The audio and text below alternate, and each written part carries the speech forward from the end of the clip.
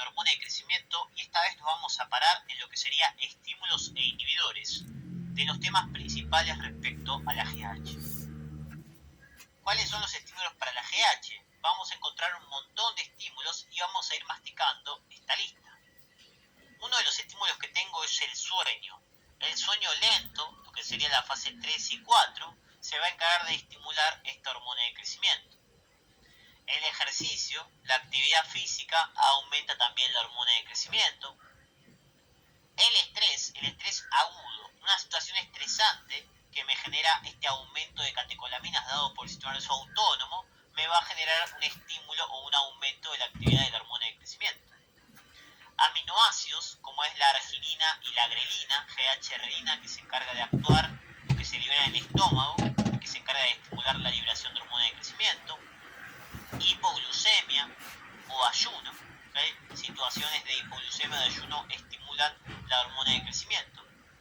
GHRH, factor hipotalámico, hormonas tiroideas, hormonas sexuales y varianza de lo que sería sistema de neurotransmisores, dopamina, serotonina, acetilcolina, opioides endógenos. Fíjense cómo tengo diferentes elementos que me generan estímulo y vamos a ver cómo podemos empezar a desarrollar estos sistemas. Por ejemplo, ¿qué es necesario que un nene haga para poder crecer correctamente?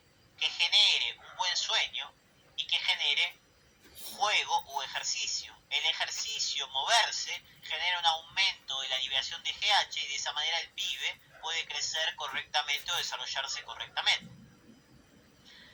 Estrés y aminoácidos, diferentes alimentos y situaciones estresantes que se asocian obviamente el estrés con el ejercicio, porque el ejercicio es un tipo de estrés, me aumenta la liberación de esta GH.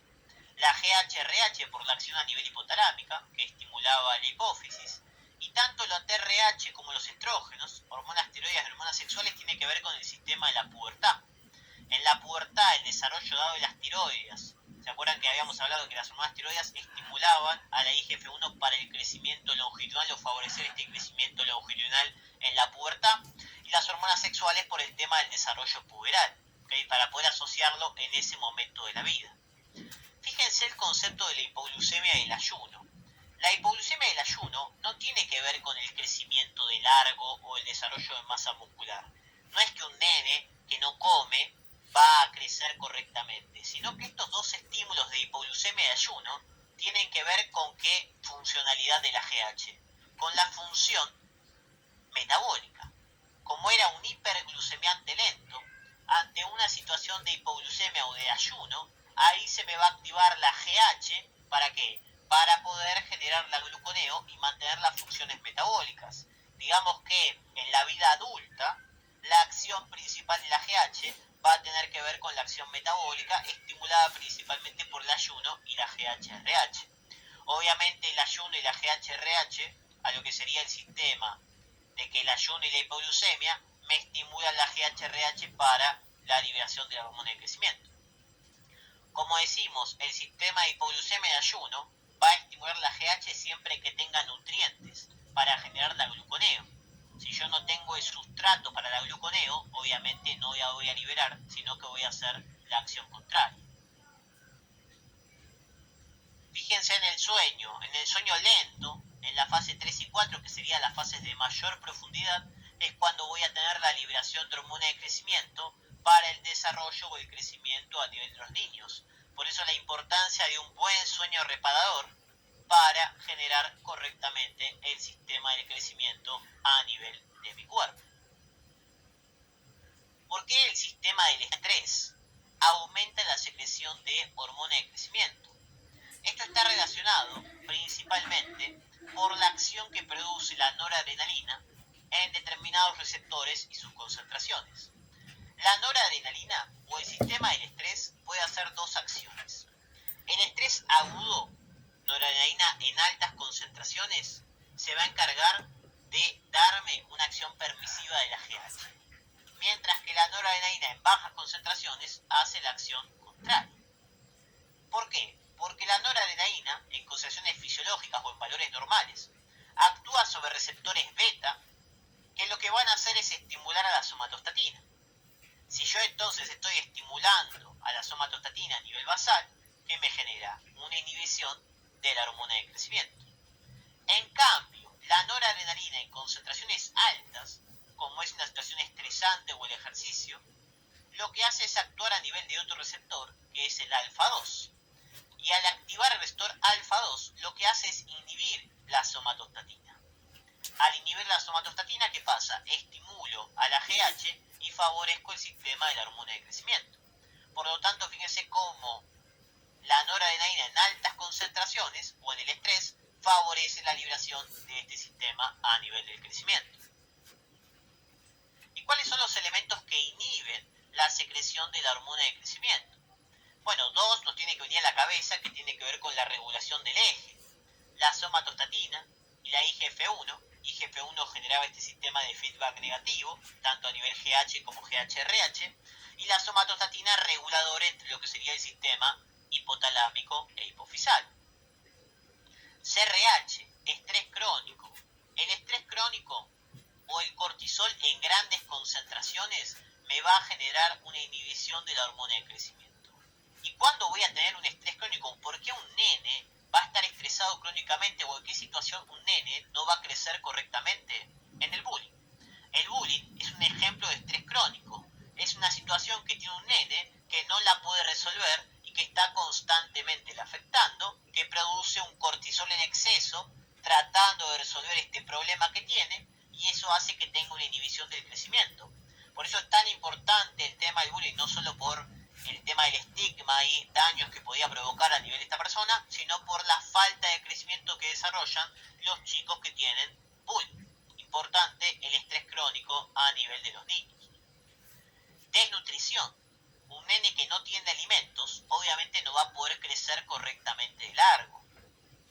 Hiperglucemia y obesidad, lo contrario, como el ayuno y lo que sería la hipoglucemia me generaba el estímulo de la GH a nivel metabólico por ser un hiperglucemiante lento, el exceso de glucosa o la obesidad, mi cuerpo no va a querer que siga haciendo glucemia. Por lo tanto, los contrarios o un exceso de nutrientes me va a generar una disminución de la liberación de GH. Y esto va a estar relacionado, el sistema de la desnutrición y la obesidad, con lo que habíamos visto a nivel del sistema sexual femenino o a nivel de lo que sería el tejido adiposo. ¿Por qué? Porque nosotros teníamos este neuropéptido I, que es un factor que se encarga de ser una señal a nivel del hipotálamo, una señal de tipo orexígena que me da hambre. Y este neuropéptido I se encargaba de regular negativamente el ciclo, ¿okay?, sexual femenino y masculino. ¿Se acuerdan que necesitaba una cantidad de leptina para desarrollar el sistema de la pubertad? El neuropéptido I se encarga de regular negativamente el sistema sexual. Y la leptina era el que inhibía al neuropéptido I. Por lo tanto, acuérdense que hay una relación súper importante, donde la leptina formada por la grasa me da saciedad y me inhibe al neuropéptido I, que me da situaciones o sensaciones de hambre. Un pibe que está desnutrido va a tener una gran cantidad de neuropéptido I, y este neuropéptido I también me inhibe, además del sistema sexual, la liberación de la hormona de crecimiento. Porque si no tengo nutrientes, no tengo desarrollo o capacidad de poder crecer. Pero ¿por qué traigo a colación este sistema? Por el concepto de la obesidad. Si la obesidad tiene un montón de nutrientes, ¿por qué la persona no va a crecer? Porque al tener un sistema de obesidad va a haber muchísima grasa. Y esta grasa me va a generar una resistencia a la leptina, y si no tengo la leptina o no funciona correctamente, va a subir el neuropéptido I, y eso va a generar que también me inhiba la hormona de crecimiento. Por lo tanto, un desnutrido está inhibida la GH por el aumento del neuropéptido I, y en el obeso también está inhibida la GH porque al generar esa resistencia a la leptina, el neuropéptido I también aumenta. Relación porque el niño obeso también tiene trastornos a nivel del crecimiento. Factores proinflamatorios. Un nene que está con alguna infección crónica, con algún tumor, con alguna enfermedad, tampoco va a generar correctamente el sistema del crecimiento. Inhibidores de la secreción de GH. ¿Y cómo podemos pensar esta situación con respecto a lo que sería el balance nitrogenado? Habíamos dicho que en ayuno y en hipoglucemia yo tenía un aumento por las funciones metabólicas de la hormona de crecimiento. Pero ¿qué pasa? La desnutrición también es un ayuno y una hipoglucemia. ¿Por qué la desnutrición no me va a generar estimular el sistema metabólico y darme un aumento de la GH? La desnutrición me inhibía la GH. Esto tiene que ver con el concepto del balance nitrogenado. Si yo tengo un balance nitrogenado positivo o negativo, ¿qué era el balance nitrogenado? Se refiere al sistema de proteínas. Si yo tengo un ayuno simple de 7-8 horas o una hipoglucemia, mi cuerpo sigue teniendo la cantidad de proteínas necesarias. Por lo tanto, si hay una buena cantidad de proteínas, ahí activo la GH y genero una gluconeogénesis. Utilizo como sistema generar glucosa de elementos alternativos. ¿Qué pasa en una desnutrición? En una desnutrición, los valores de proteínas son negativos. Ahí yo tengo un ayuno también, pero como no tengo proteínas, mi cuerpo ¿qué va a hacer? No va a activar el sistema de la gluconeo porque no tiene sustrato para poder producirlo. De ahí que un ayuno con balance nitrogenado positivo favorece la GH y un ayuno con balance nitrogenado negativo, como es la desnutrición, va a generar el sistema y la inhibición de lo que sería la GH. Con eso cerramos el tema de estímulos e inhibidores para la GH. Hincapié importante en todos los estímulos que tengo e hincapié en los inhibidores porque es muy tomado a nivel del sistema de los exámenes y la relación que vamos a ver en la próxima clase sobre cómo son también pruebas funcionales.